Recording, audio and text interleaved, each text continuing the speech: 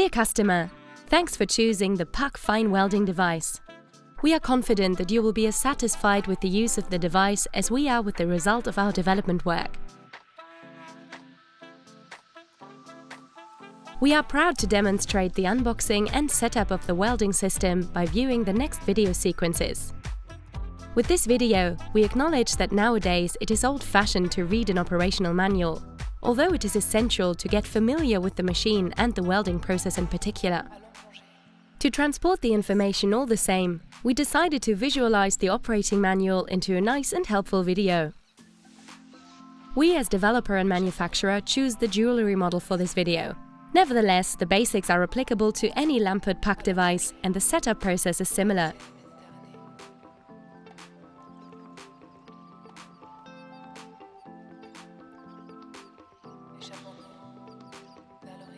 In the following chapters, we will show you the first steps to set up your puck, give some instructions, and help to familiarize with the basics of fine arc welding. We promise you, it is easy to learn, and you'll be surprised how simple it is getting convincing results with your puck. Please place this Puck Teacher tablet next to your puck and get started. In the first chapter, we are going to be looking at how to set up your new Lampert Puck machine. Everything comes included in this box. The one thing you'll need extra is a bottle of argon gas. And this can be obtained from your local bottle gas dealer. Be sure that the purity is at least argon 4.6. The type of gas connector depends on your local country, but we took care along with your order that you are provided with the correct joint. Let's start with the device box. Here we have a nice little welcome pack on top.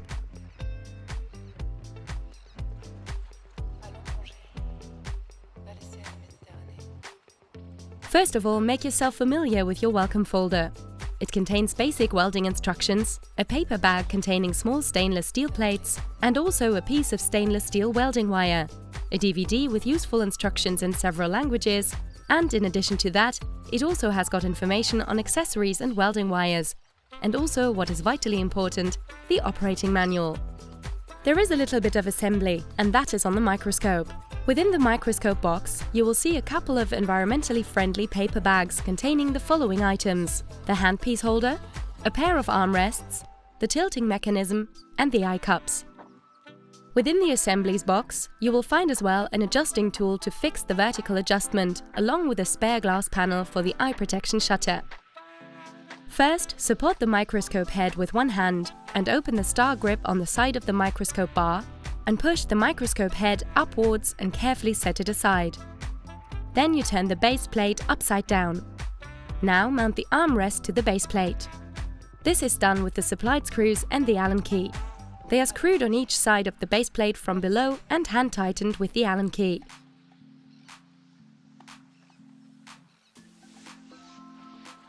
Subsequently, the tilting mechanism is attached. To do this, prefix the thumb screw with some turns and insert the short metal bar into the opening on the underside of the microscope bar, so that the rounded side protrudes about 1/4 of an inch. The tilting mechanism is fixed by the enclosed thumb screw. Now the microscope is again placed upright on the base plate. Then the handpiece holding arm is slid over the microscope bar and fixed with the thumb screw at medium height. Then the microscope head is reassembled and tightened with the star knob.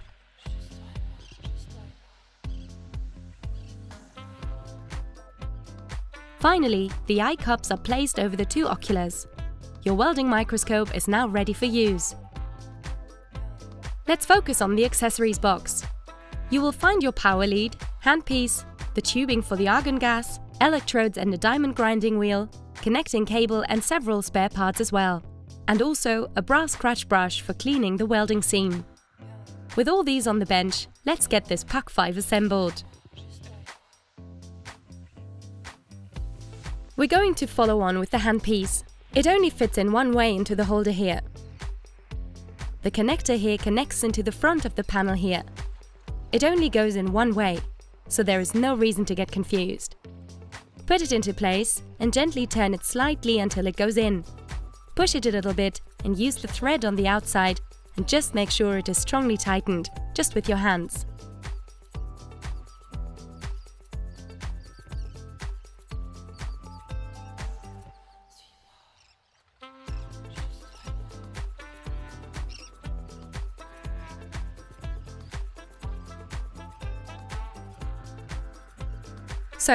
Through this lead flows the electric to the electrode, and also the argon gas, which we come to in a short while.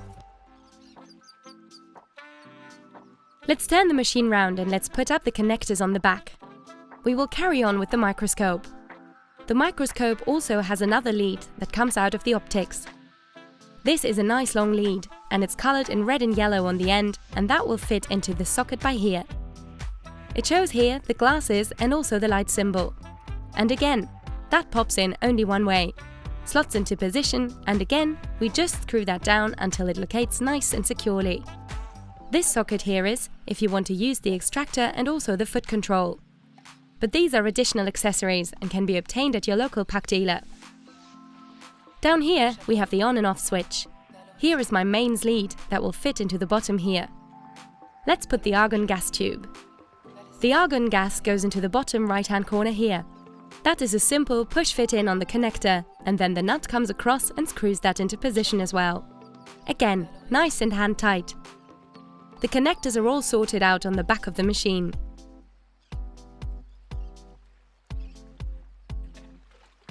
Let's draw our attention to our argon gas.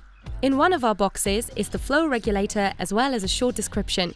This is specifically made by Lampert and allows for the correct delivery of argon gas to our puck.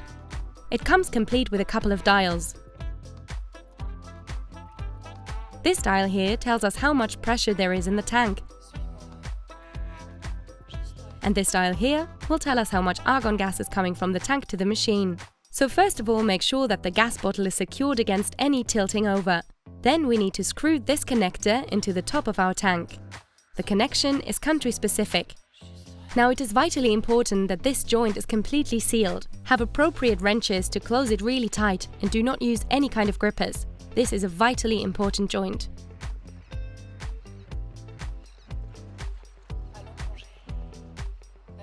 We take the other end of our argon gas tube that goes into the back of our machine. Put it onto the end there, and again a simple nut that we hand tighten. Like that there. So that is all the connectors ready.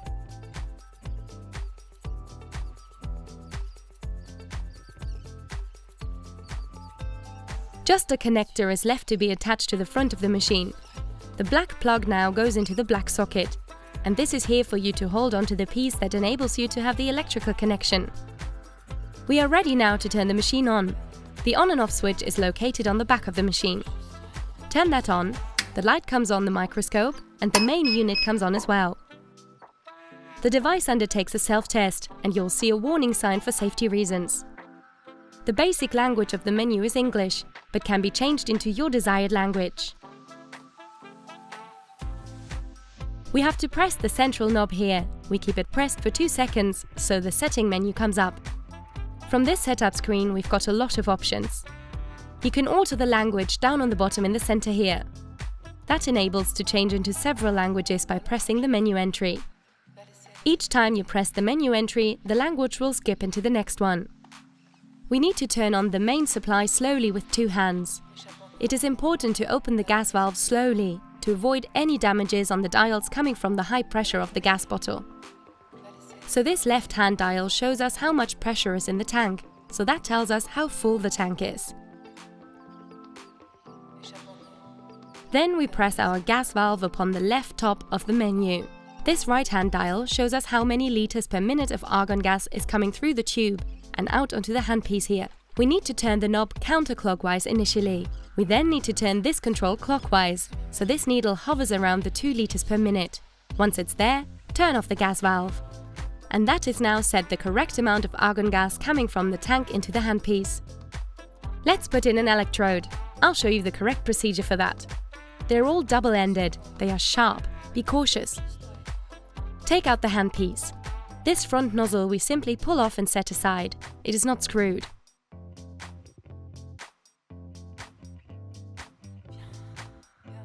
Inside here we have a chuck. Open it with some turns. Grab one of your electrodes, just pop it roughly into place.